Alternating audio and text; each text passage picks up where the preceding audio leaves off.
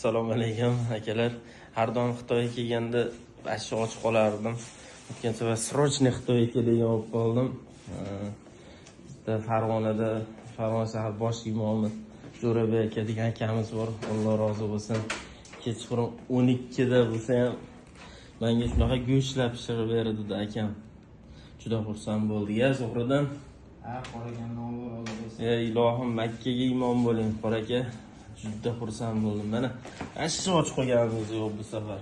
Yeyishimiz faqat go'sht. Qora aka. Inshaalloh duo qilamiz. Alloh rozi bo'lsin.